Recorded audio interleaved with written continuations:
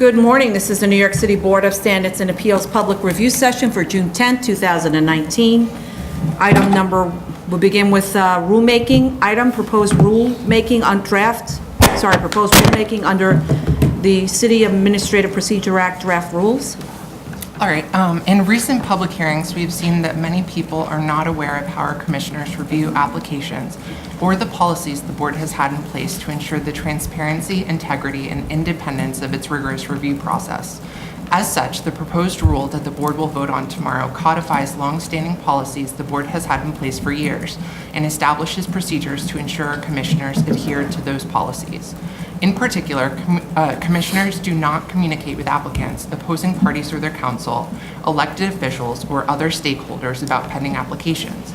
And in making decisions, our commissioners only consider testimony in the application record. Anyone is welcome to view the application record by contacting the board's office or visiting our website for further instructions. Additionally, because our commissioners serve as impartial arbiters, the proposed rule sets forth standards above those already in the city's conflicts of interest rules to preserve the integrity of the board's decision-making process and avoid any appearance of impropriety. The rule that the board is voting on tomorrow has been in progress for months. Proposed language was published in the city record in March after being certified by the Office of Operations and the Law Department. In April, the board considered comments at 2 public hearings. If the board votes to adopt the final language tomorrow, the rule will become effective 30 days after publication in the city record. As our chair noted at our last hearing on this matter, many of the comments we received fell outside the scope of this limited rulemaking, but could become the subject of administrative notices and rulemaking in the future. Thank you. That's it? Good. Okay. Special order calendar, decision item number 1, 27113BZ, 129 Norfolk Street, Brooklyn. 271 became number 1? Oh. Yes, because this was continued from last week. Revise the calendar. This was, so last week we asked that she Not that at all. submit a signed, sealed, and affidavit from the architect about the as-built conditions. Okay. And Did you and receive did that it? submission? Did people see that? I'm sorry, I didn't even know. Actually, I did not see the science affidavit. I You didn't did not see the submission? I didn't see it yet. I did not see the submission. I'll reach out to her again. Yeah, we'll reach out to her. Yeah. Continued hearing, item number 2, 93328BZ, 12524 Metropolitan Avenue, Queens. Okay. The last hearing was adjourned, but we read our comments at the review session related to the landscaping, and we discussed the landscaping at the last hearing among the commissioners. The applicant didn't attend. I did listen to the videos of the April and December hearings, and we did talk about the landscaping at the December hearing, where we said that because of the decorative fence, it would hide the landscaping. But then at the last hearing, we said, and so this is to discuss more with the applicant, we said that because the kind of fence that they installed, which looks really good, is an open fence, it doesn't conceal from the neighbors all the stuff that's stored behind it. And so that maybe we should consider some landscaping, so that's to discuss. And then the other thing that wasn't kind of brought up again at the last hearing review session was something we discussed in December, which is about the problem of the abandoned cars. And the owner in December said that people actually, sometimes when they get a price on cars, they decide that it's too much money and they don't pay and they don't come and they leave the car. Mm-hmm. And so we discussed this problem because there are a lot of abandoned cars left on where people actually will come and take the license plates off and walk away from the car. And so there was some discussion, particularly by Commissioner Shabeta, about creating some kind of a contract that a client will sign that indicates that if the car is left for more than X amount of time or something like that, it will be removed and sold, or it'll be removed for scrap or something like that, so that everyone is aware that you can't just leave your car here. In that location, the owner was a little concerned because sometimes apparently a long time after, somebody will come and they're kind of violent, where's my car? But that's different if they came and they took the plates off, then that is really a direct abandonment of the car. So, and we didn't get any follow-up on that. We had asked to see a copy of that kind of contract and notice. It would actually be good to say, have a sign that said the same thing. And we also had recommended that the applicant's representative work with the owner and a lawyer to come up with some kind of language that must exist with these other kinds of establishments, because we don't have this problem at other locations, and here there are a lot of abandoned cars on site. I just want to make sure that any such send contract, if something? we do go forward asking the applicant to put together Did you send or this? similar signage, it's not going to be contradictory to any other legal ownership rights and other Sure. things. Obviously, and that's why a lawyer. On the last date, I asked him to speak to an attorney of, like, who, because other repair shops definitely have this in place. I know that for a fact, that they have some sort of agreement that if you abandon your car for a certain period of time, you're signing your rights away to it. And they need to have something like that for this very purpose of people just saying, it's too expensive, I can't do it. Now, sometimes, I remember one particular one held it in storage for 30 days, and then after those 30 days, he would then sell it, or get rid of it. They have to create some sort of, I just want to know that they have some sort of, policy in place. Don't you think it's an overreach I to think so. enforce certain management on a business owner in connection with land use? Yeah. Isn't it enough to have a condition of that grant that there I should be agree. no storage of abandoned vehicles on site, and how the business owner wants to implement that? That's enough, because number one, I think that we're getting into interfering with the operations of the business owner. And number two, I don't think it's implementable, because we're not going to go out there No, and no. say, I'm not- well, this car's been abandoned, how long has this car been abandoned? Show me the paperwork that shows they left it on May 1st and not on No. February 1st. No, that's not it at all. Yeah, I'm What not we've been trying to do is come up with ideas for how we can prevent, for example, parking on the sidewalk, abandoned cars, like there's a number of things. Where, for instance, the no parking on the sidewalk, one of the things we've been saying is put up a sign that says no parking on the sidewalk, owners, cars will be towed at owner's expense, for example, right? Right, I don't- And so people have been doing that. So to say, putting up some kind of a, just to say, you need to implement some sort of a system to prevent the cars from being abandoned, because apparently the site is quite. We're not requiring a Right. contract, we're saying that they have no system, and they have to create some sort of system better than just saying it's not gonna happen. And they're not even saying it's not gonna happen again. They're saying there's nothing we can do about it. Yeah, that was the response. So we're trying to work out But something. I still think a condition of the grant is sufficient for that, and let them implement the conditions and comply with the conditions of the grant however they see fit. You can say to them, we want you to put on your property a sign that says abandoned cars will be There you go. dispensed with. But to tell them to create a business contract in order to implement something in the way that the board narrowly wants it implemented, I think is an overreach. Okay, but the fact is, if you put a sign up, you also need to consult with a lawyer about that, because you can't just put a sign up and then it turns out it's a deprivation of a property right. Right, but that's on them. I don't see No, that but the if we're board saying- should be involved in anything other than issuing a condition that there is to be no abandoned vehicles stored on this site. That's May I- something we can actually follow through with and ensure is actually taking place. We could say, you've got 5 cars with no license plates.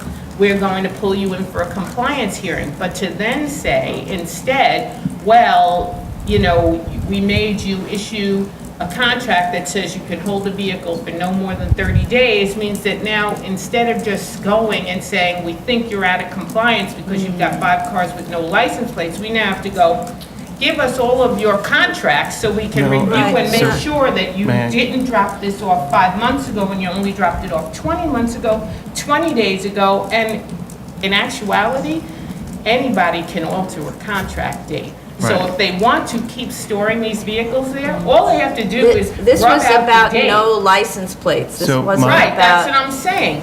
Cars that have been abandoned with no Right. license plates. How are you going to know that that car was dropped off 2 days ago and the guy just removed the license plate, or 40 days ago? Okay, so what we were trying to do is to help them create a policy for how to address this situation that they claim that they have. And then the applicant did not have any answers of how to do it. We tried to brainstorm and work things out. How are you going to address this problem? Right. I suggested one possible way that I know that the other agencies, other organizations such as this, address this problem is by creating a contract. But you have to tell me something you're going to do. Just like when we say, what are you going to do about parking on the sidewalk? And they come up with a plan. Oh, we'll have people watching, we'll put a sign up. So we're saying, come up with a plan, anything to address the issue. Whatever your plan is, I'm not requiring a contract. We're saying, whatever plan you have to say something to us. it's an operational plan, because I listened to the video, and the owner, both owners were present. And the response to, what are you going to do about the abandoned cars, was, I don't know, people come with baseball bats, kind of thing, if I tell them that their car's not available. So we said, you need to come up with some kind of a plan, and that was a suggestion that maybe you enter into some kind of thing where the policy is very clear to the people. We're not telling them how to write a contract. It's not really any different than the operational plans that we ask for all the time. We always have operational I see plans a which difference. become, I do see a difference when you are actually issuing specific instructions to a business owner that we want you to institute we a asked contract them, we system. said, come up with a plan. That's not what what, we we're said. not saying that they have to come up with something, some sort of plan, some sort of operational plan. We're not telling them that this is what we didn't write a contract saying this is what you have to enter into, or enter into a contract at all. Some sort of operational plan that's going to address this. But what did their submission say? Did they So submit their a plan, or submission- did they submit a So contract? they or submitted their- something which is their usual contract, apparently, for auto repairs, but it says storage will be charged, and that's what he told us at the hearing. We charge for storage, but that's not the same thing as an abandoned car where they're not going to pay for storage, right? It says storage will be charged 48 hours after repairs are completed. Fees are $25 a day for the first 2 days. After 2 days, the storage will be $55 a day. In the event legal action is necessary to enforce the contract, I will pay responsible attorney's fees and court costs. If customer supplies the parts, there will be no warranty on the labor. That's their standard contract, which doesn't cover the abandonment issue. So we asked them, maybe we could see what you're doing and provide advice. Because I think that one of the problems with our conditions is that when there's no operational plan in place, the condition is hollow.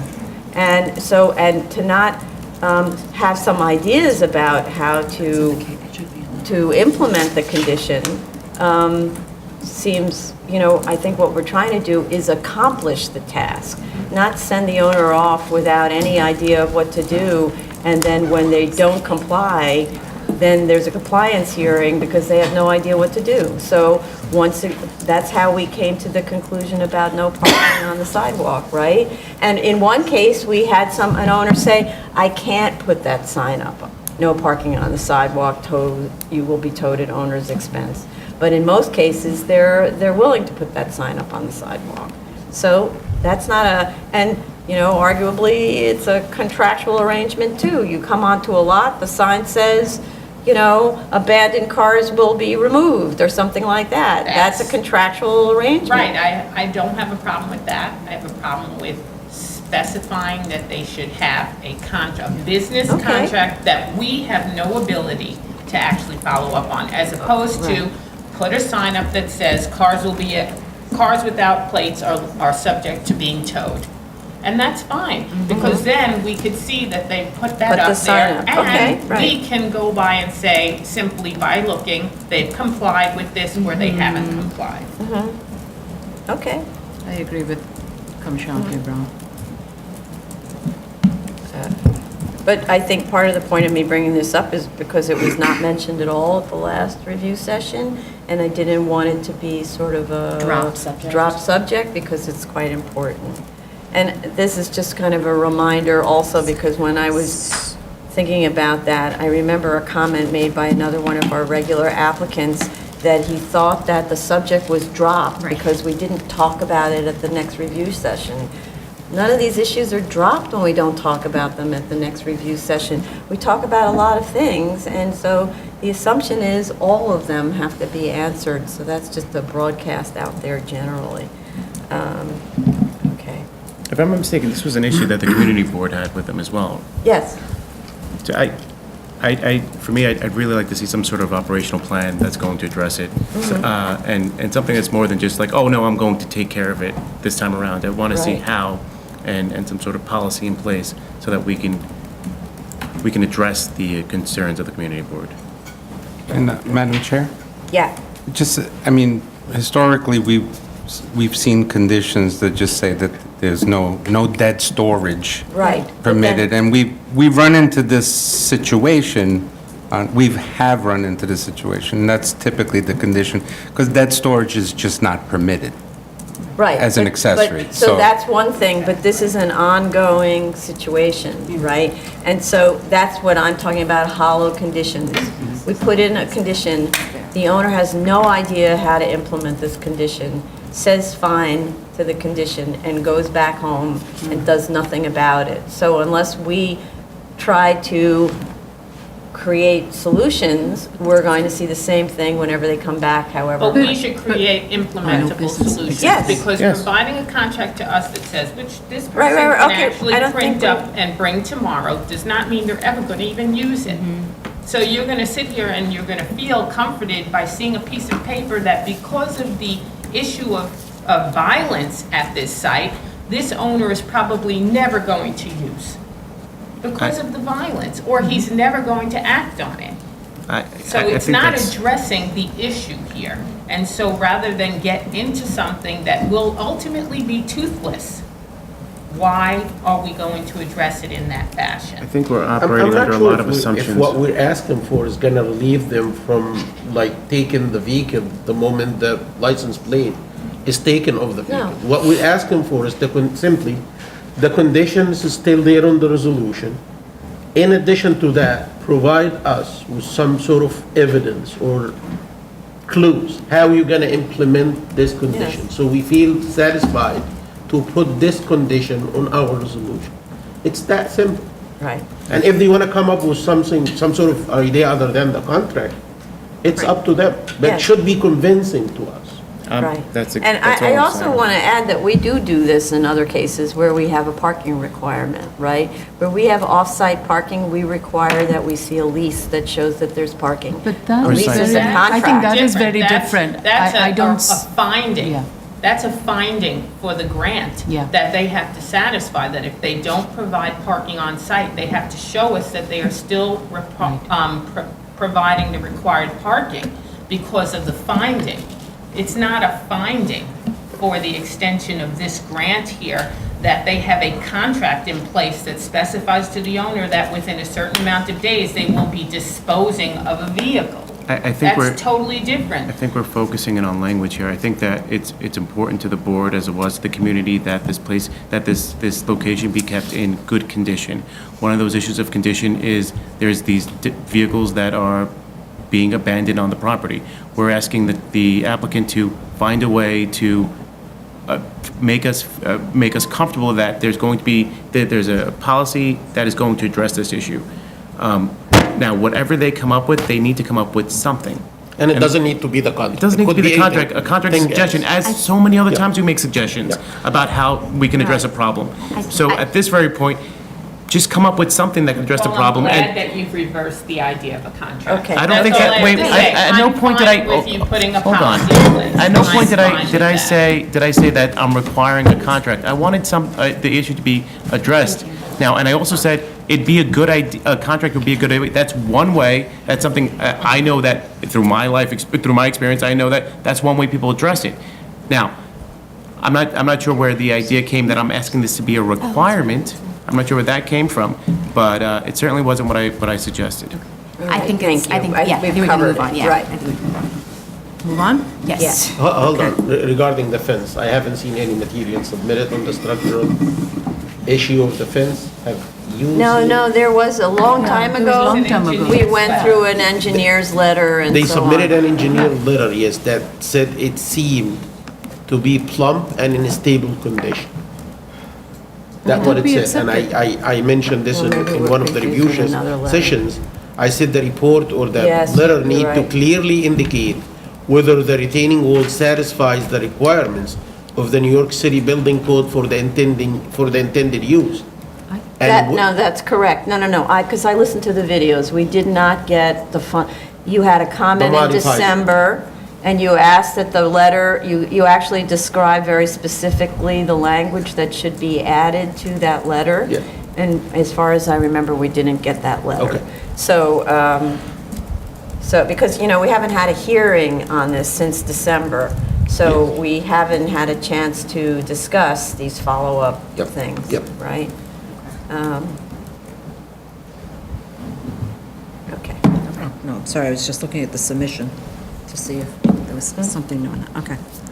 Item number 3, 50937BZ 20201, Rocky Hill Road, Queens. Sorry.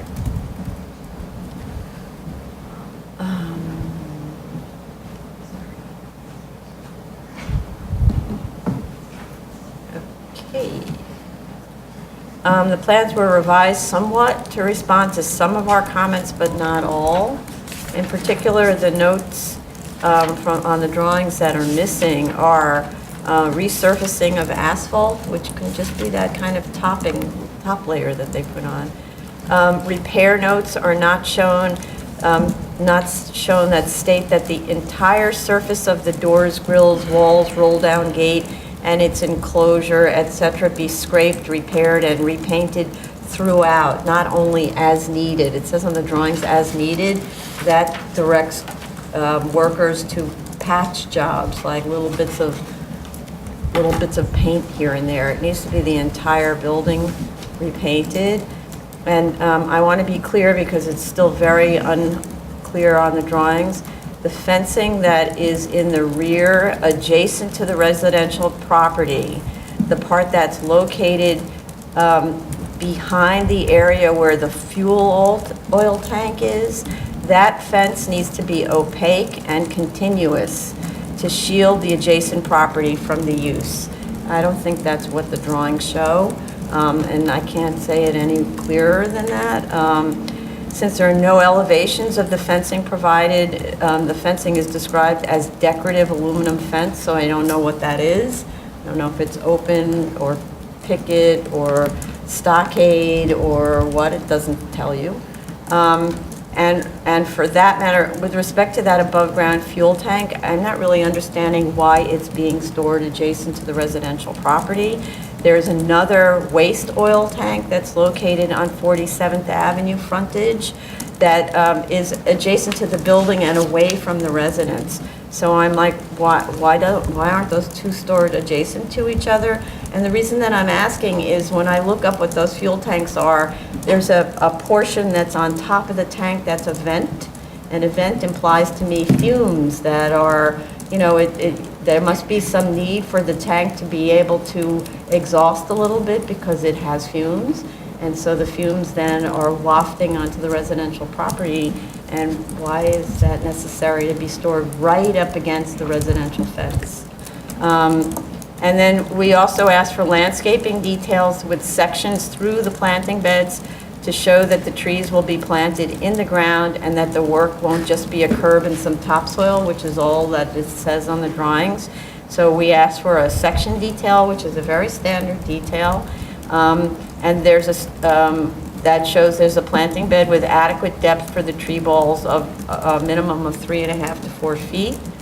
And also, they gave us a contractor's proposed scope of work. We cannot be the ones who are coordinating between the contractor's scope of work and the drawings. That's the responsibility of the engineer of record and the owner. So, because the contractor's scope of work and the drawings don't even look like each other. So I don't want to get involved in coordinating.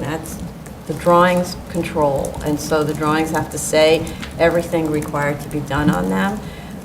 The applicant also asked that we make these measures conditional. I think the site is in really bad condition, so it needs to be done now. And then there were a lot of community board concerns and recommendations for conditions that needed to have been responded to. So, any other comments on this one? No? Item number 4, 86755BZ, 6615 Borden Avenue, Queens. Right, so they requested more time, so an adjournment, and I understand why. They needed to break up the asphalt and then pour concrete, and it has been raining continuously since planting season began, so they weren't able to do it. So they asked for us to extend until the next planting season. So they could prepare, they really should prepare the concrete during the summer months when it's less rainy, whenever that'll happen. But, so that it's ready for October planting. Item number 5, 24503BZ, 16011 Willets Point Boulevard, Queens. They requested an adjournment. New cases, item number 6, 2016-1211BZ, 920 Shore Boulevard, Brooklyn. No, that's No, not, This is that's Kew not correct. Gardens. Kew Garden. Oh, sorry, it was Shore Boulevard changed. We was changed changed it. and inserted Changed in front of the it. Oh, I thought it was right. number 6. Oh, because there was no, another it number was 6. changed. Yeah, Changed it. yeah, sorry. All right, yeah, That's I don't right. have the most recent. We changed it. The order was changed, that's right. This Yeah, is but the my number compliance 6 hearing? My number 6 is different because I didn't know about that insertion. This is a compliance hearing pursuant to sections 1-12.78 of the board's rules of practice procedure Right. and section 66611, chapter 11 of the New York City Charter. Right. So, as Ms. Matias said, this is a compliance hearing for a project that received a 73-622 special permit to allow an increase in the building size over the as-of-right to .84 FAR and a total of 9,529 square feet in an R31 zoning district where .5 FAR plus 20% under a sloping roof is the maximum allowable. There were no waivers granted for side or rear yards or for lot coverage. A threshold requirement for this special permit is that it be the enlargement of an existing building. Hence, a condition of approval is that the existing building be retained and that removal of the existing walls to remain as shown on the plans will void the special permit. Several weeks ago, it's actually probably more like a couple of months ago by now, Commissioner Otley Brown, during a routine site visit in the neighborhood, observed that the existing building had been completely demolished and that an entirely new building was rising on the site. This observation was confirmed by our compliance officer. BSA staff contacted Department of Buildings and a stop work order was issued. On April 17th, the BSA sent to the owner a request for proof of compliance. It was also sent to the architect of record.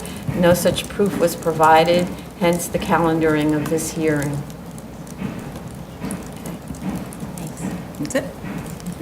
Item number 7, 222-90BZ, 80-20 Kew Gardens Road, Queens. Okay, we have proof of service of initial application and of notice of hearing to officials. Community Board recommended conditional approval. The Community Board's conditions reflect their concerns about the many violations in the building. Their conditions are all fire sprinkler systems must be fully functional with DOB approvals and permits. The applicant should provide BSA with a timetable by which outstanding violations will be resolved and the C of O issued. The applicant should show proof of a current public assembly permit.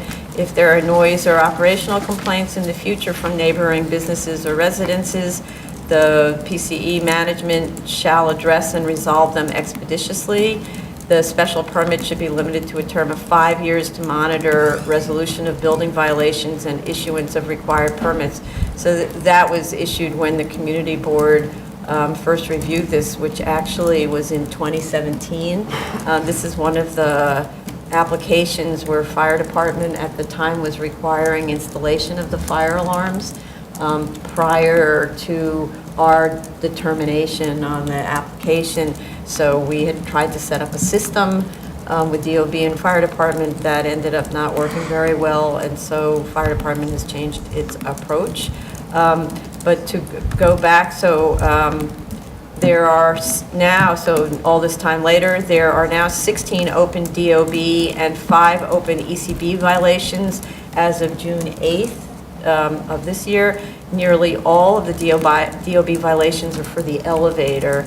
The ECB violations appear to be for the building and not the PCE. So I think the community board either was seeing different violations at the time or was sort of attributing the violations on the building to the PCE, and the PCE is not in control of the elevator and whatever other issues there are.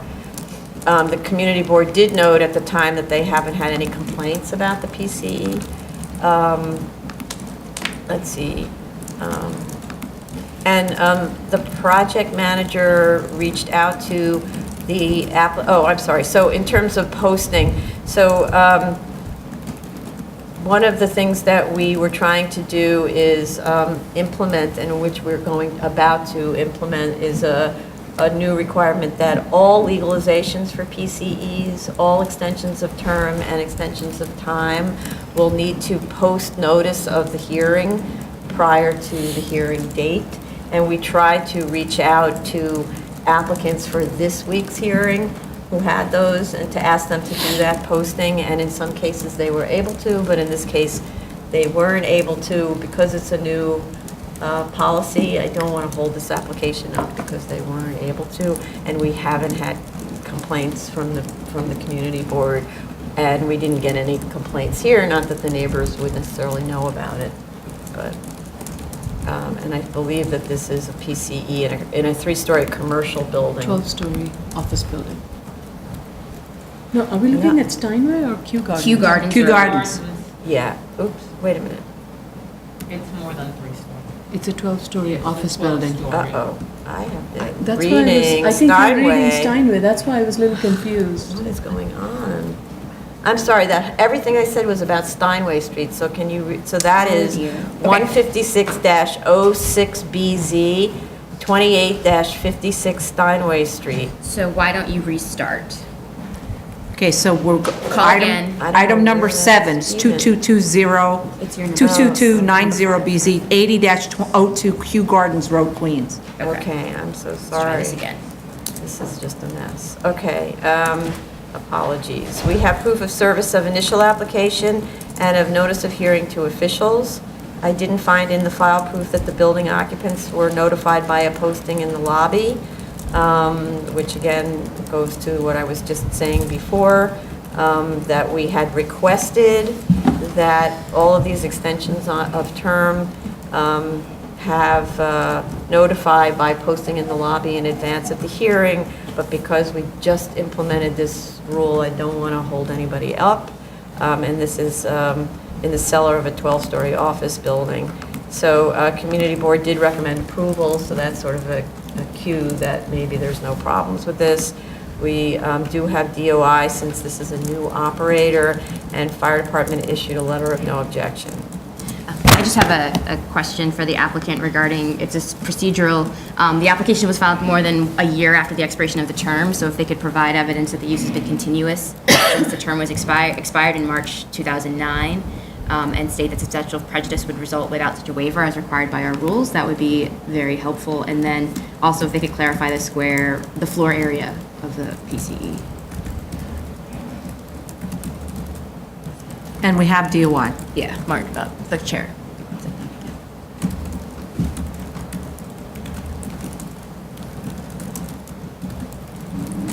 I think they showed that they had posted a notice in the lobby of the PCE, and then there were some photos that Oh, they it did? wasn't clear exactly where they posted it. Okay. Yeah, that was submitted, so I'm looking Yeah, at my submitted emails. last week. Yeah. Okay, so they did post it in the lobby. Okay. Did post it. I'm sorry. Yeah, it looks like it's in the front of, Maybe Okay. Mr. Becker can clarify tomorrow. No, that's not Mr. Becker, you're talking about Sorry, Kennedy's. I'm sorry, Mr., sorry, this applicant can maybe. Yeah, it's in the PCE, Yeah. if you see it here, it's in the PCE 1. And then the others are outside the door, some glass block. And then there's another one inside, looks like inside the lobby or something. Okay, so then we didn't receive any comments from the public on this, right? No, from residents or occupants? You asked that they amend the application for a waiver of... No, I didn't ask that. They've asked for waiver for time to Oh. file the application, but our rules require that when you have a filing more than a year after the expiration of the term, you have to show that the use has been continuous since the expiration of the term, Oh. and have to state that substantial prejudice would result without the waiver. Okay. And then the second thing you asked for, what? I'll confirm or clarify the floor area Oh, and- of the PCE. There's some discrepancy. According to the letter, though, it says that they posted it in the PCE's lobby in the entrance of the applicant's PCE. So I don't know, that's not in the building lobby, though. Okay. Well, again, this was an attempt to try to get those in quickly, and we will clarify with an administrative notice where it has to be done. Okay, it was just as long as we had a week, we thought, well, maybe they can get this in on Tuesday, last Tuesday, and some of them were able to actually get that done, so that's great. And in the case of, especially where they're residential buildings, that helps move the application along, but then we had a discussion last week about even some of these very annoying uses might be disturbing for an office building, so why don't we just notify everybody? Okay. Okay. Item number 8, 15706B, 06BZ, 2856 Steinway Street, Queens. This is the one from Fred Becker. Yes, you Or just should. refer, Yes, you so. should, yeah. Okay, so just as for video watchers, I discussed this just a few minutes ago also, I'm going to be redundant. We have proof of service of initial application and of notice of hearing to officials. Community Board recommended conditional approval, and to just shorten this, they were concerned about the many violations in the building, so a lot of their conditions were about the violations, really.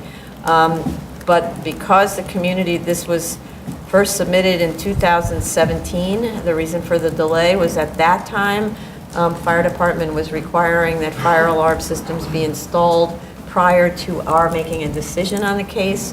And we had tried to implement a system where it was possible to get approval on a fire alarm system from both DOB and fire department.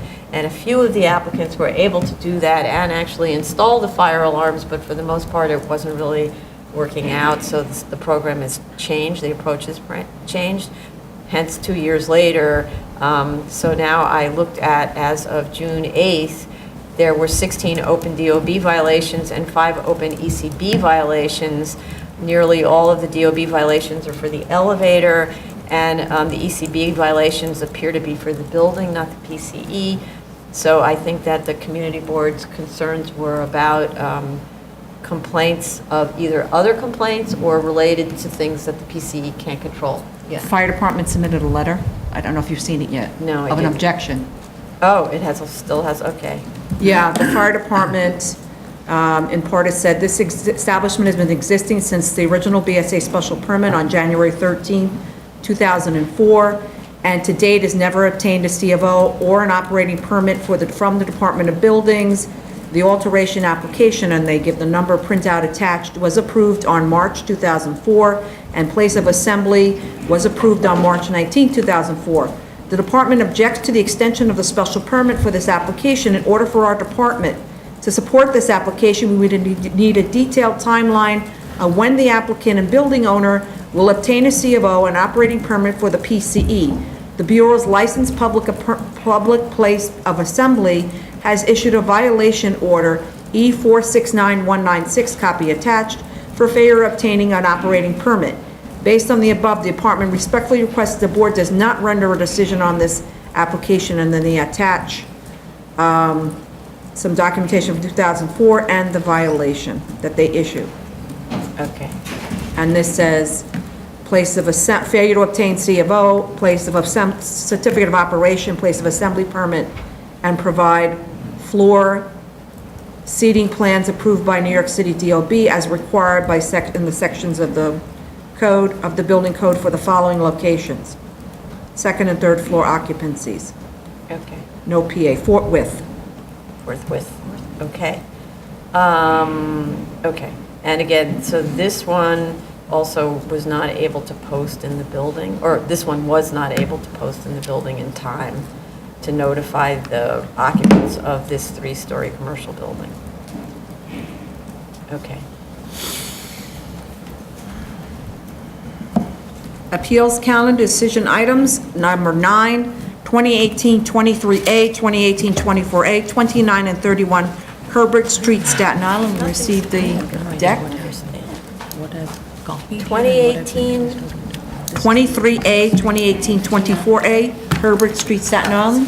This was the application that was actually closed last week for revision to the restrictive declaration.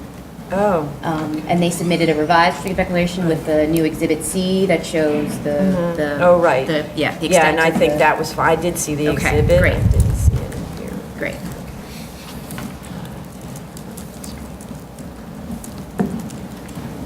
Go on. Just a second. Yeah, let me know when you're ready. What's the application number?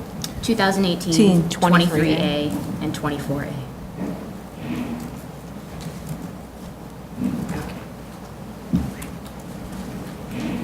Move on? Did this thing come up? Okay, yeah. Go No, ahead. Sharretts Road. Continued hearing items, item number 10, 2017 5A through 2017 7A. This is Sharretts Road, Staten Island. It's not adjourned. It's not adjourned, that needs to be removed. I don't know why, I thought we corrected that, I'm sorry. We received a letter from DEP.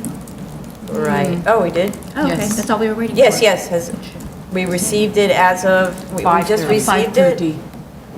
Sorry, it's all right. Everyone's speaking at the same sorry. time.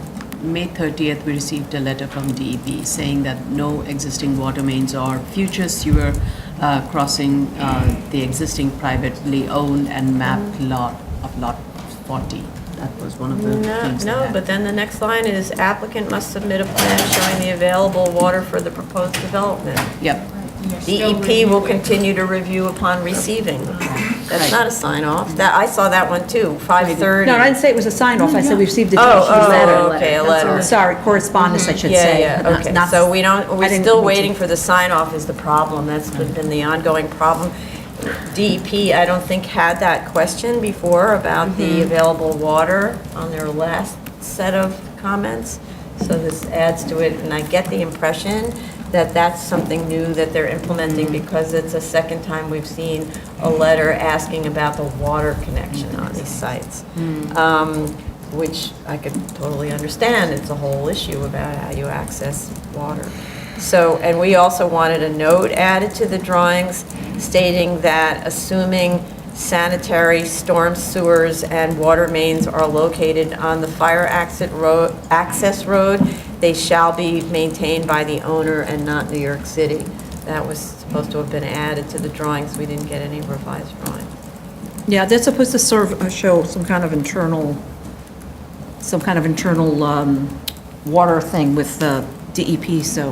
Right. Once they do, I think that might change the plan a little bit, and then they can add Yes, that note. okay, but so they need to add that note, which is something that comes off of DEP's comment letter, right? Yeah. I have a question. Is this a standard requirement that DEP requires in areas where a lot of the city utility systems and sewer systems are not in place? Is that, like, if it were an as-of-right development, it wouldn't have gone to DEP. I mean, how is it then this would be implemented? I'm just trying to, So water mains, you just tie in, when you have frontage hook on a up. map street, you tie into the water main that's right there within the map street, right? Because this is off the map street, plus there's an internal circulation route that takes you to a lot of buildings, then how do you get the water to those buildings? That's their question. I understand Right. that. My question is, if this were an as-of-right development, you wouldn't, I this think the wouldn't chair be- is saying if there was a mapped street, there'd be a water main. Right. There's no water main because it's It- unmapped, and so the question is, how then are you getting water to these sites? So in other words, it wouldn't happen on an as-of-right Yeah, development. it's no way it would be as right, because there's no street frontage. Right. There's no street, that's bad. And some of these streets, these unmapped streets, do have water mains in them, Right. as we learn. But at the same time, when you're building a long cul-de-sac or something, how are you bringing the water to all of Something didn't get those uploaded. houses? Okay. So there needs to be some indication, and now you're tapping into the water main. Yeah, send something And this DEP morning. has to know, can we handle that many sinks, toilets, et cetera, with that water main, Okay. right?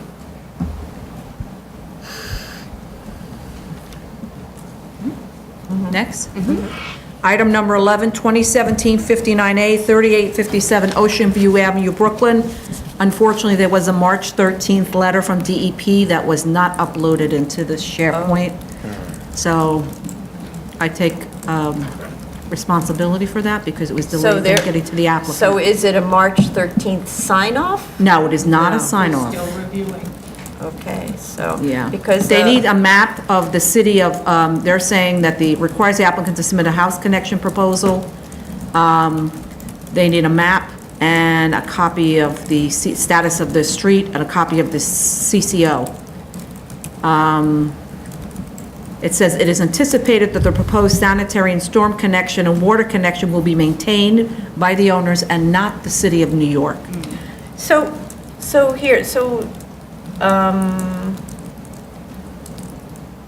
the first thing is, let's see, in February, there was a submission from the applicant that includes what kind of read like a waiver from DOB about providing the storm connection drawings prior to permit. So I actually don't know how that plays out, and if DEP was aware of that, that request for a waiver. Well, this March 13th was in response to that February 27th. Oh, it was, okay. Right, but also too, they're saying that in this March 13th letter, the applicant didn't comply with the New York City Department DEP letter of the August 6, 2018. They also want a house connection proposal application. Oh, requires to submit a copy of the house connection proposal application 10464 for certification, which was rejected on October 5th, showing the method of disposing sanitary and storm discharge from the proposed enlargement. So they're missing a piece. Right. They're missing a component of what DEP wants. Okay. I'm also not sure in terms of the calendar notations. I don't think that the November 20th That's right. it was wasn't. adjourned. It wasn't. Because I have notes that indicate we discussed it at a. All right, I'll have that hearing. fixed. That's right. Okay.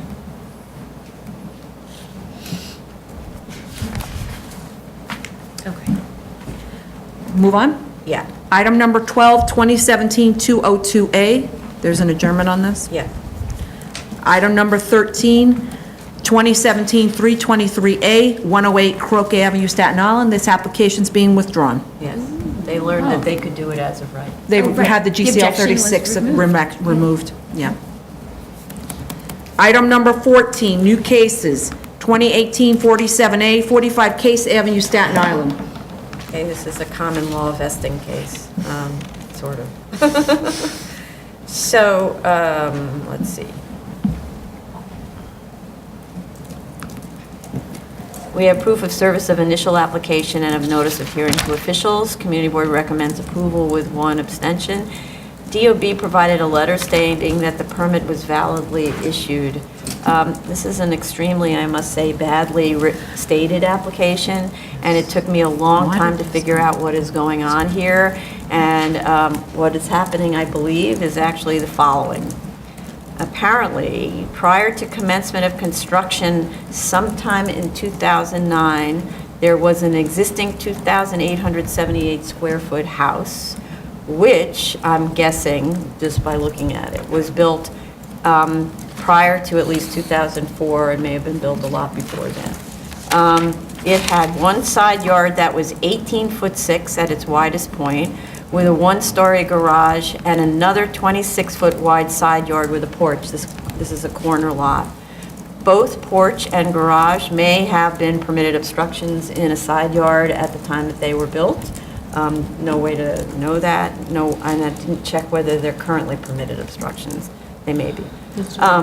What? They still are, okay. In 2008, the owners obtained approval and pulled a permit to allow a 326 square foot enlargement, essentially an enclosure of a porch. So it took the porch and enclosed it, right?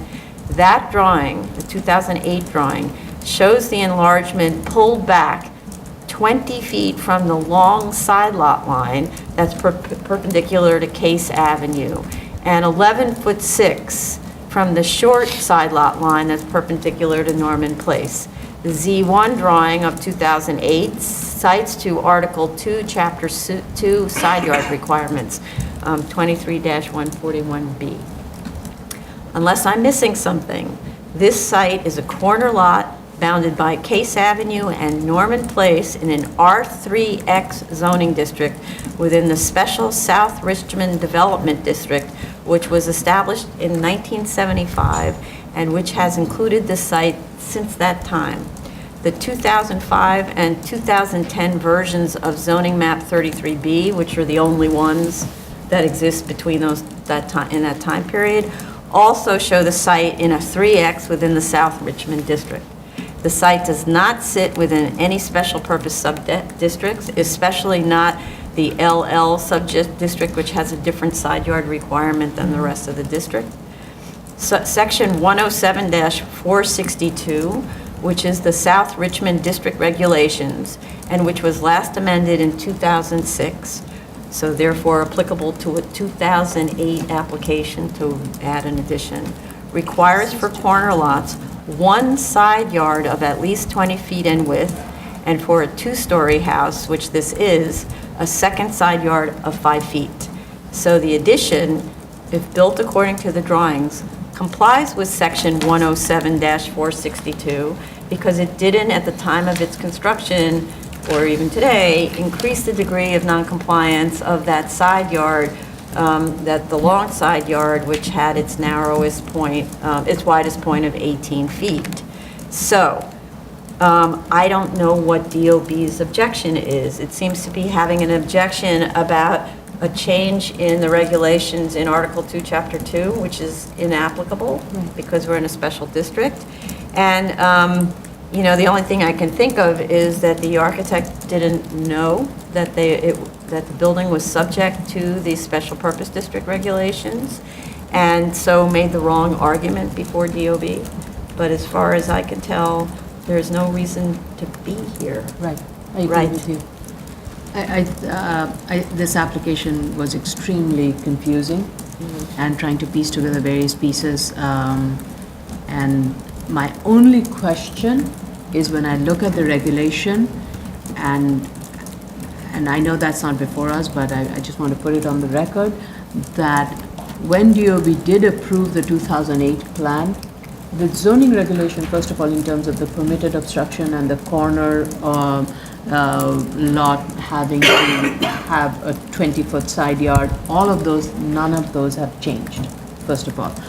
So if you look at the permitted obstruction section, which is, just give me a second.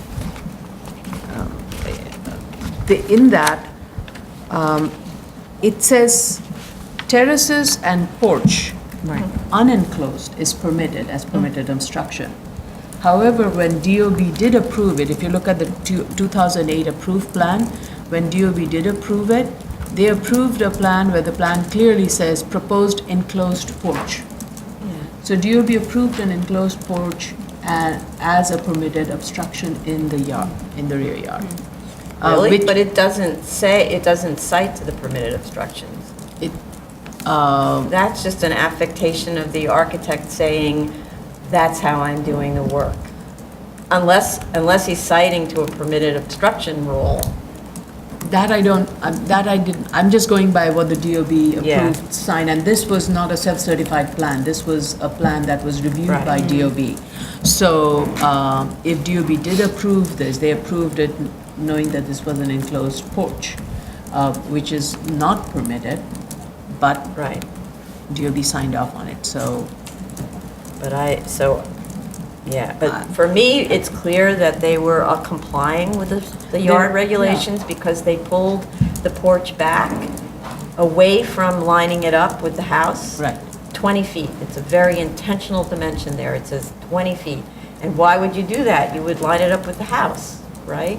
So, I mean, it's true, it's pulled back on both ends, but still, the dimension is very, very clear, and it looks like they were citing to side yard. They also confused on the drawings, the difference Yes. between a rear yard and a side yard, The right? applicant's submission, Yeah, right.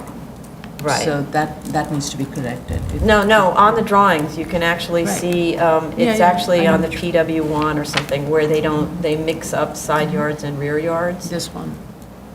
No, that's the new drawings, not on the new drawings. I'm on the old drawings of the old PW1. Oh, okay. Actually describes it as a, They reversed it, so Yeah, they basically the reversed one fronting along the street, one of the corner street, they indicate that as a side yard, whereas that should be the front yard, and what is the side yard was indicated as a the front rear, yard. as a rear Front. yard or something. So the drawings are all over the place. Yes, also. but actually, I have a little cut and paste from that original approval that says, maximum lot coverage governed by yard requirements, 23-141B, ditto for the open space, rear yard is not required, corner lot, front yard 18'9" is greater than 10 feet required, okay.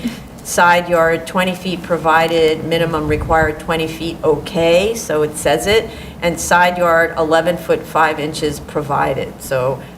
They meet all the requirements. They meet all the requirements, even though they're citing to the wrong section in the zoning resolution. It should have been the special purpose district.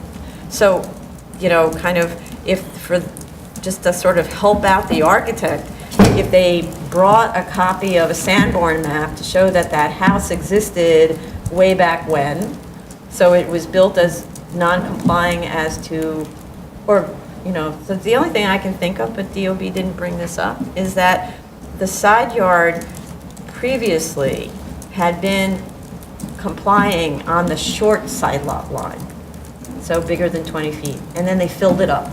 So that what they did was they're essentially treating it as the long side lot line has a non-complying side yard because it was built prior to whatever the date is, that this 2004 when this was implemented, right? So this is a thing where I don't know whether DOB does this and had any problem with it, where you're shifting your interpretation of which side yard you're going to use, right? But we see that all the time. We see, okay, we're using different rear yard equivalent rules. So it used to be the ones that's between the two buildings, and now we're shifting it to the side yard. It doesn't say that I don't know that this agency has ever ruled on whether you can change your mind, but it seems to me the question is, does it comply? You've got an existing non-compliant condition, and then you're not increasing the degree of non-compliance. Fine. Otherwise, DOB's objection would have been you're increasing the degree of non-compliance because that's your side yard. That one over there is your side yard.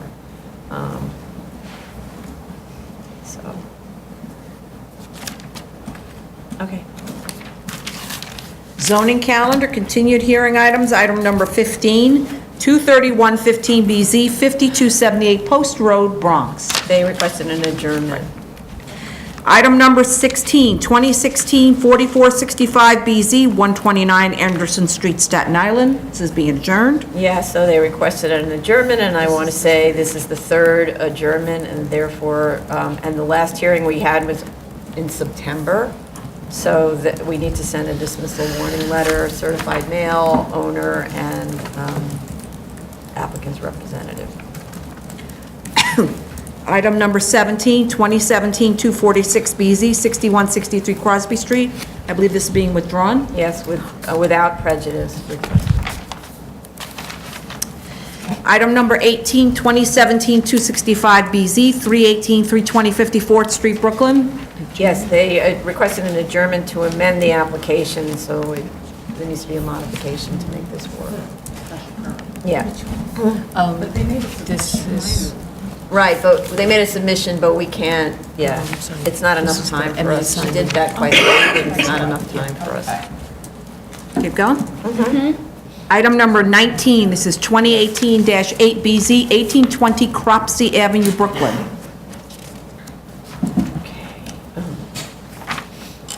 At the last hearing, we expressed concern that the use for which the 1993 variance had been reestablished, a truck storage garage with accessory repairs, had been abandoned. We were concerned that the use had been abandoned.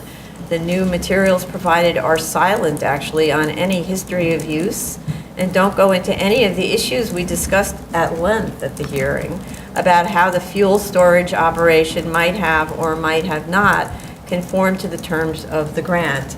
But then I read through all of the, so I'm going to give a hint. I read through all of the resolutions previously, and in 1991, the resolution says in its conditions that no vehicles shall park on the sidewalk, that all signs comply with the C1 district, that motor vehicle repairs be limited to vehicles owned by Bayside Fuel Oil Company. So the board obviously was aware that it was a fuel oil company and that the repairs were for those trucks. So, but, you know, that's me researching it. It's not in any of the statement of facts and findings, and that's supposed to be the applicant's job. And we asked them to do it, and they didn't. The materials are also unclear about the ongoing and proposed use, other than that the site is occupied by a Subaru dealership, which somehow, in their words, leases it, this is a quote, leases it to continue to operate a vehicle truck garage with accessory uses, unquote. I don't have any idea what that means. So they need to explain what that means and what the actual activities are in that building to show that it's consistent with the grant, the prior grant. In connection with this, we had asked for an operational plan, which we did not get, that describes how the building is used. They gave us an operational plan that's, you know, essentially says things like, we'll turn the lights off at night, you know, that kind of thing. That's not the operational plan that explains how a Subaru dealership is operating truck storage with related repairs, right, accessory repairs.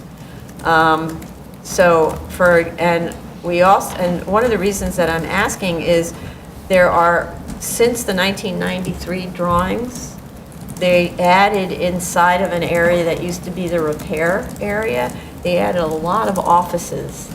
So I don't actually understand at all what's going on in here.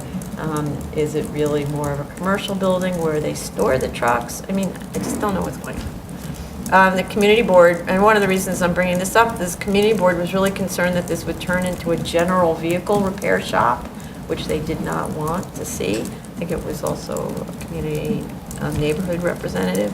We also wanted a history on the enlargements to the building under the findings for section 11-412, and we didn't receive that. The building may have been enlarged horizontally, and mezzanines may have been added since 1961, and then that mezzanine was enlarged further, that much we know. I think there are relevant calculations on the plans, but I didn't find anywhere in the cover letter or the statement of facts a tie-in of this data to the question. So this is one of those things where we're being asked to put together the argument for the applicant. That's their job, actually. So we need all of this in writing, in part to help our counsel with the history of the lot when they write the resolution. Since the past resolutions were very unclear, and it's important for future boards to know the history of the enlargements and the continuity of use, because this has been like a Sherlock Holmes investigation analysis that we've been doing as opposed to the applicant. Anybody else on this? I agree with you that they have to satisfy the continuity of use.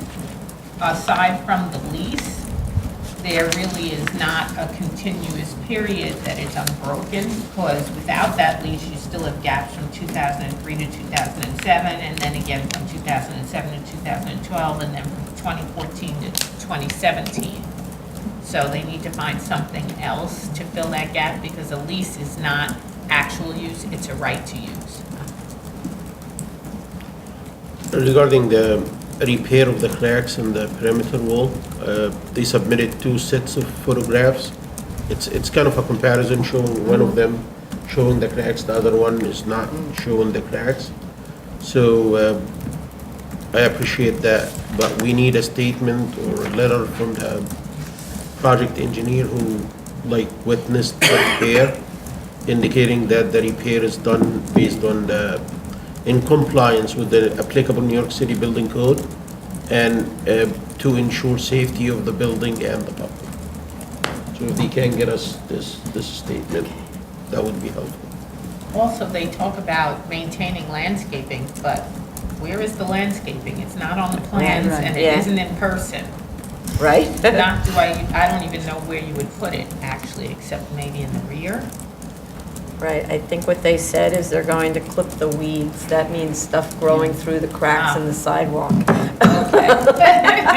Because isn't this a this is a Yeah, full lot. That's lot building? Except there's a little bit of a space in the rear, just tiny space.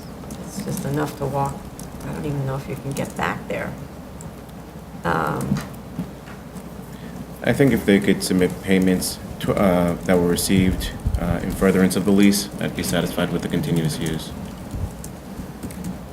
Payments on the lease? No, but so that's different. So what Commissioner Otley Brown was saying is it's just a right to occupy. It doesn't mean there's an active use. You need to establish that the use was active, like they did before, right? They got fuel oil delivery bills. We know what the business was, according to them, right? And so they must have been getting delivery bills or Con Edison or something, because you're holding on to the right to occupy, but you're not paying your Con Ed bill if you're not there, Okay. right? Or your So- telephone bill or whatever. So just payments of bills then would be satisfied? Say? So payments of bills, utility bills would be Yeah, satisfied? yeah, right.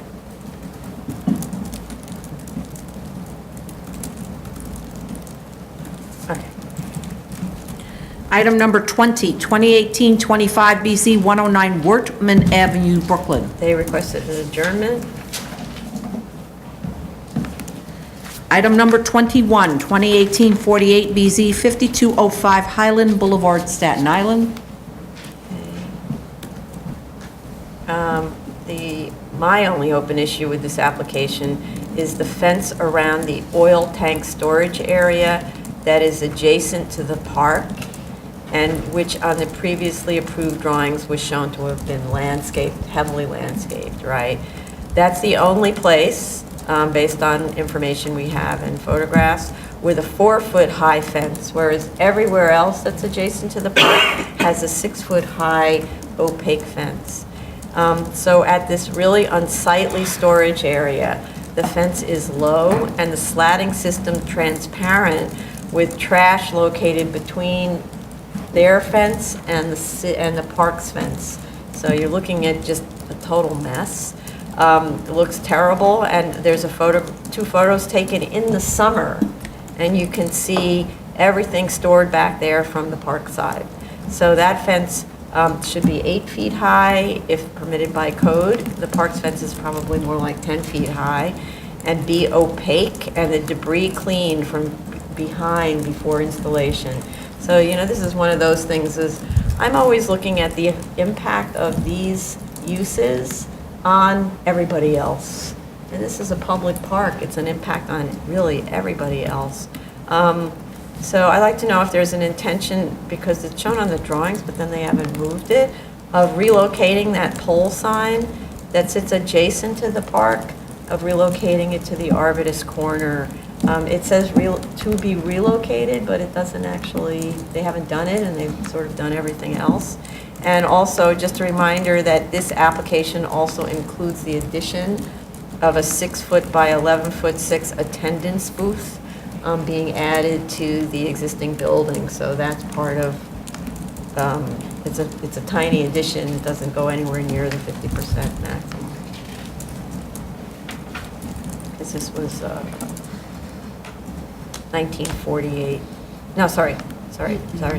This is a reinstatement of a variance, but I don't know if it goes, its history goes back. 1931 is the- 1931. Yep. Yes.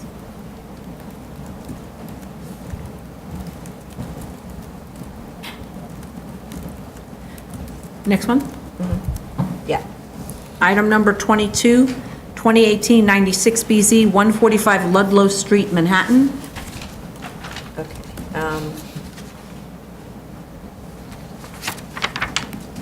There've been a lot of emails about testing Yeah, and all of very. that, so. So we have proof of posting in the lobby on June 6th. They did do that. We received a copy of the April 30th acoustical testing report, which we discussed at the hearing. At that hearing, the upstairs neighbor had complained about hearing pounding, but the April 30th testing was only done with 38-pound kettleballs, and no details about the height of the drops were provided in that test report. In any event, as with all of these gyms, and they're saying it met noise code, right? It isn't noise code that governs its actual experience by neighbors and the extent to which the PCE's operations create a disturbance. The upstairs neighbor then supplied a noise log that shows that the pounding continued as late as May 29th. Although there appeared at that time to have been some improvement, they did apparently install some additional padding. And we were also provided with an email exchange that shows that additional padding has been added and additional testing done, and that the operators and residents are in process of trying to work this out. So there seems to be, let's say, cooperation between the two sides of the story. Anybody else? They also sent us photos, Right. and I think that was this morning, that showed what those mats look like laid out.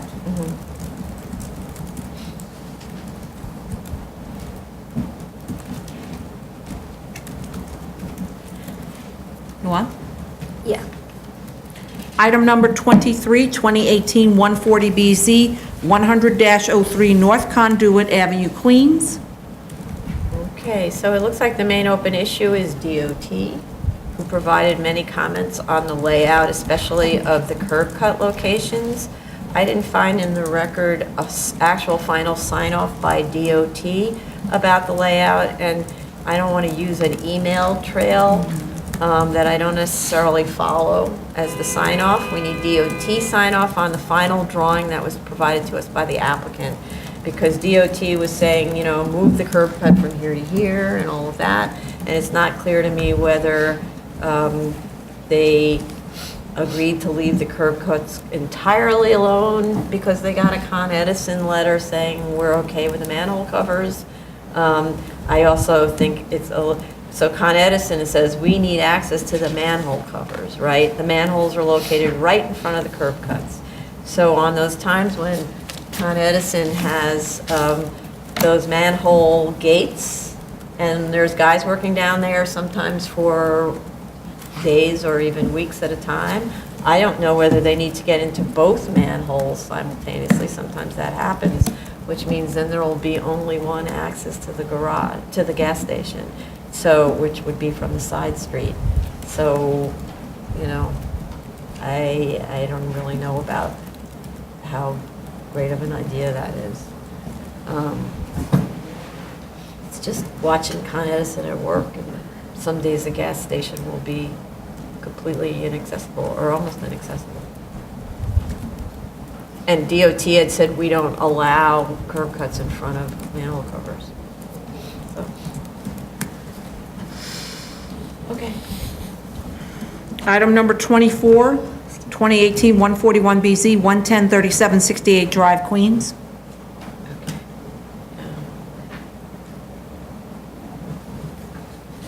Okay, I'm a little confused by this submission. I didn't see any response to our prior comments, especially on the threshold question of being an existing pre-61 building. The various drawings submitted, existing conditions, demolition drawings, and proposed do not And the proposed drawings do not support in any way the contention that existing exterior walls are being retained on the exterior.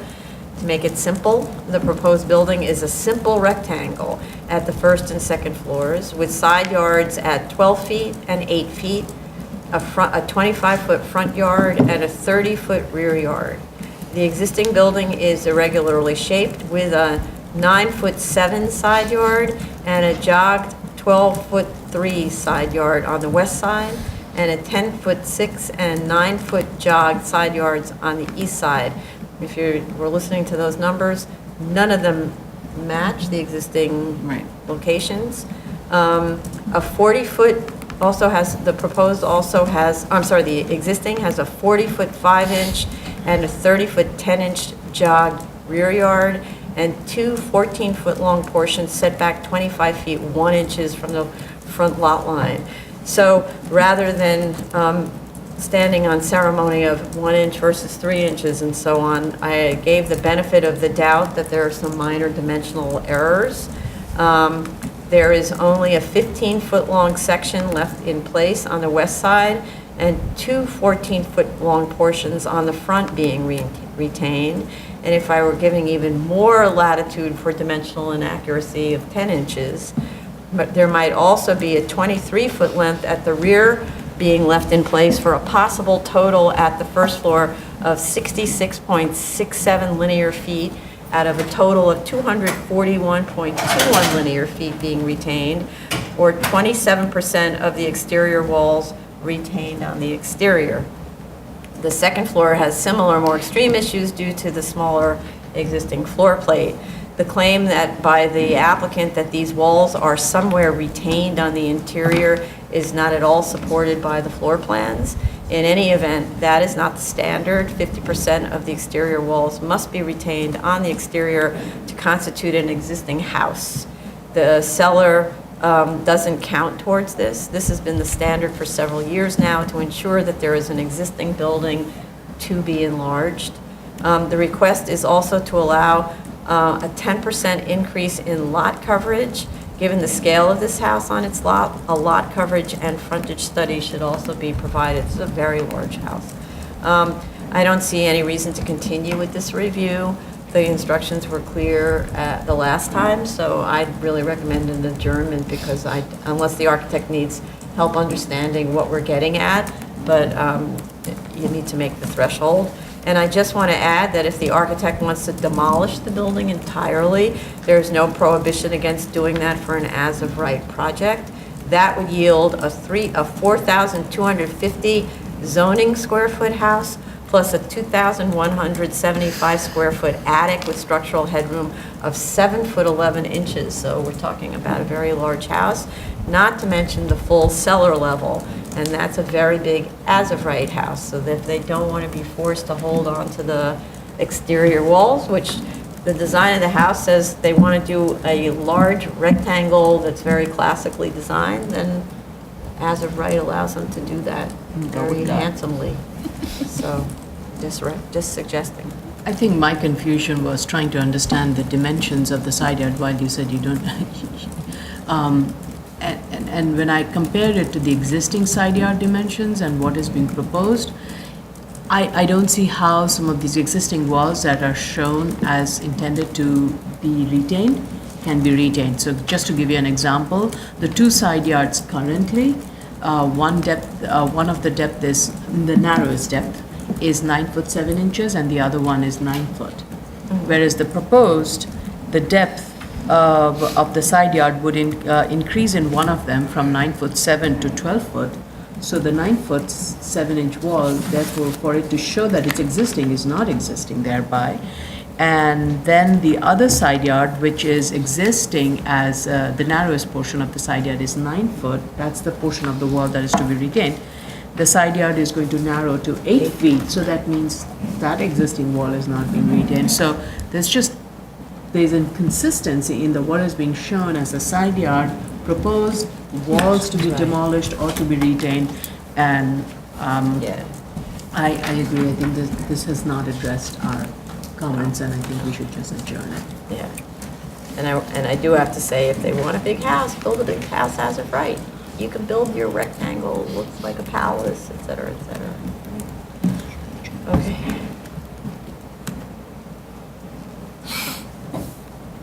Item number 25, 2018-156BZ, 80-97 Cypress Avenue, Queens. No,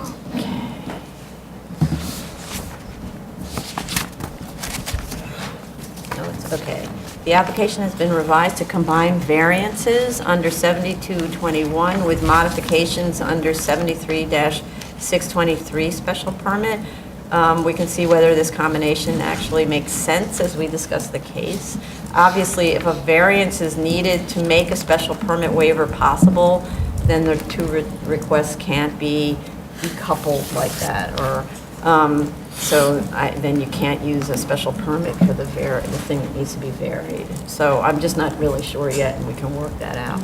I asked that they look at that to try to reduce the number of waivers, so we'll see. The height of the building went down by 9 feet and 1 story. It is still a large building for the neighborhood. Most of the other requested waivers remain the same, and the unit count is constant. With respect to the neighborhood character finding, the EAS and the statement of facts do a pretty poor job of justifying the massing of the building. The EAS just states that the proposed will be better than the abandoned building on the site. That's not how you make your argument. And the statement of facts refers to the study done previously that compares this residential building to area community facilities. I don't think that is the correct comparison.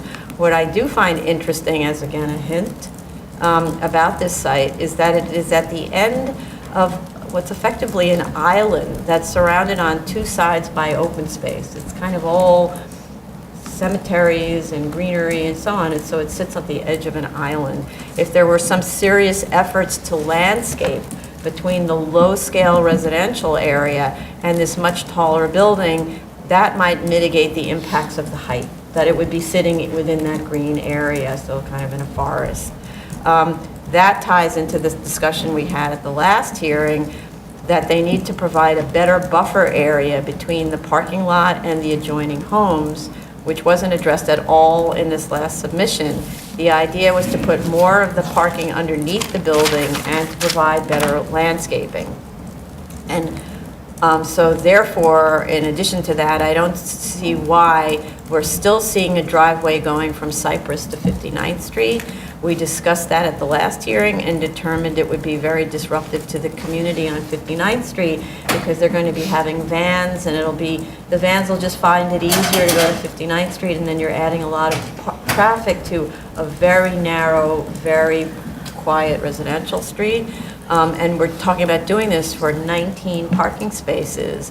I also don't see the reason for having more than a 12-foot wide curb cut. They're saying, oh, we need a wider curb cut on Cypress in order to make the parking work. Why do they? You're not going to have, this isn't like a gas station or something where people are coming and going at the same time. Eliminating the drive-through will increase the landscaping on the site, which is proposed to be less than is required, which I, in this case, don't think is appropriate. The applicant provided an analysis of funding structures with different unit count scenario to support their minimum variance finding. We're having that reviewed by HPD in addition to our commissioner reviewing it. But I do have some questions about the financial analysis. As this isn't a for-profit variance, I'm questioning whether the same standard should be applied to the analysis. And again, this is HPD's pro forma, which they would look at also. So what I'm asking is, so the not-for-profit already owns the land here. I'd like to know whether there's a mortgage on it, or it was funded through the original HUD grant, in which case it was paid for already. Does HPD take that amount into account when it considers the project viability? Because HPD is looking at real-world numbers to determine how it's going to fund, right? So, and does HPD look at the market value of the land or its actual cost? I ask this in part because there are units on the first floor which prevent the parking from being placed under the building that would improve the site plan and the amount of open space. Plus, the first floor units are not ideal, especially when they have no direct access to the outside. So they're kind of located up against the parking lot. And so it's not an ideal situation, really, ever to have units on the first floor. I So don't think they have units on the ground floor. they have units on the ground floor. There are 5 units on the ground floor, right up against the parking, yes. Since no HPD regulatory agreement will be put in place for some time, we'll also need a restrictive declaration that commits to providing low-income housing at 60% of AMI and under for the life of the project. We have a sample of this form from other projects. Also, providing the shuttle bus should be a condition of approval, which they say they're going to do, since this site is even far away from the nearest bus stop. This is really, it's actually a hike to the most local, any kind of public transportation. With respect to the closure of 59th Street, applicant's statements about the need to acquire 59th Street is inconsistent with the statement in the CPC report itself, the demapping action report. That report states that in order to facilitate PSCH's own project, the eliminated portion of the street will remain under city ownership as long as PSCH agrees to maintain the street area to prevent it from becoming a dumping ground. That's a pretty low threshold. To me, that means landscaping and which would improve the apparent open area around the site. I am not, so we are reaching out to city planning to clarify their position on this today. But I'm not liking the shifting behavior on the applicant's part with respect to the roadbed. So the actual owner's attitude. They were willing to commit merely to maintaining the area than when they were building a much smaller HUD-funded project. I don't understand why the unwillingness in the face of the chance to build a much larger city-funded project on the same site, that they're avoiding taking this on. It's not much responsibility. They don't need to own it according to the terms of the original demapping action. And reaching out to the law department, which is what the applicant did, is avoiding going to the source of the grant, right? So they also need to show the window wall attenuation requirements on the plan as per the DEP letter. It's required on all the elevations, and they need to show finished materials on all the elevations and no exterior insulation foam material permitted. Any other comments on this?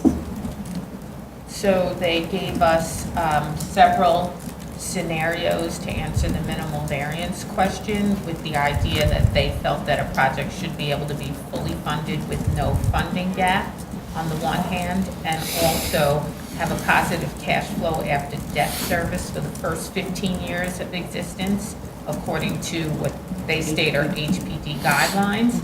And they show that at different intervals of number of units, 50, 55, 60, and 66. The 66 units is the first time in that range where both of those requirements are satisfied.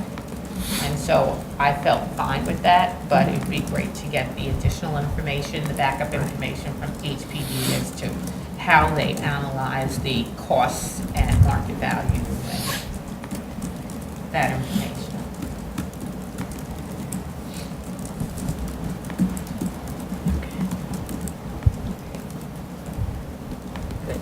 Anybody else?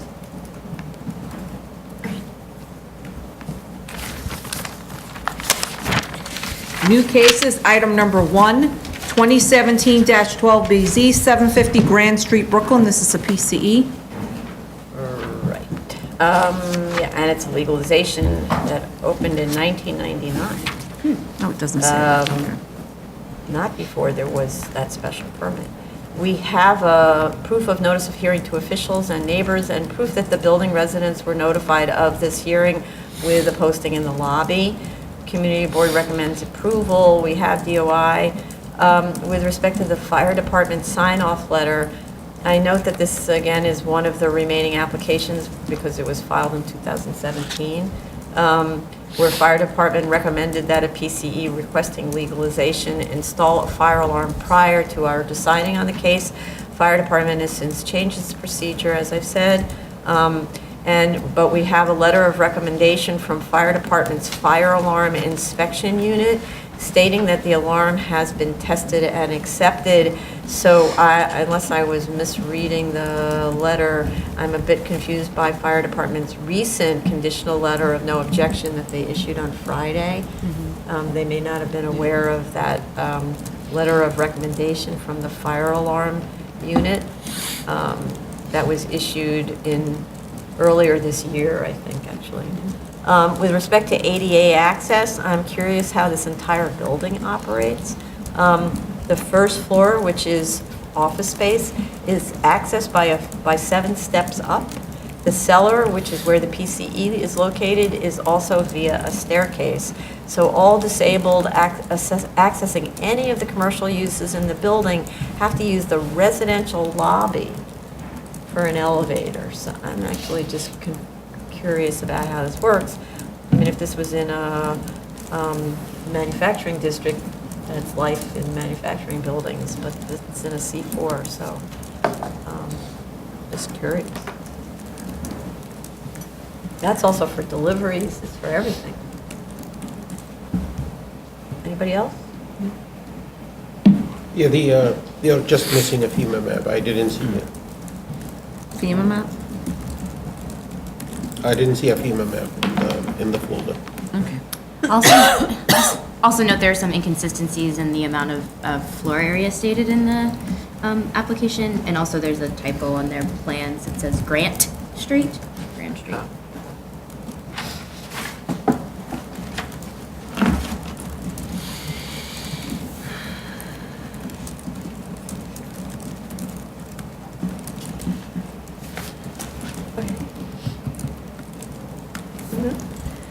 Move on? Yeah. Item number 2, 2017-51BZ, 51 Warren Street, Manhattan.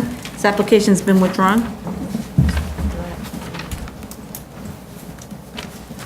Okay, this concludes the public reviews. Oh, I'm sorry, are we done? Okay. This concludes the public review session for June 10th, 2019. Thank you. Great. Thank you. The most bizarre thing that happened. I have a printout, the latest printout based on all my comments, but what I had was an older version. Oh, it's not that's where it is.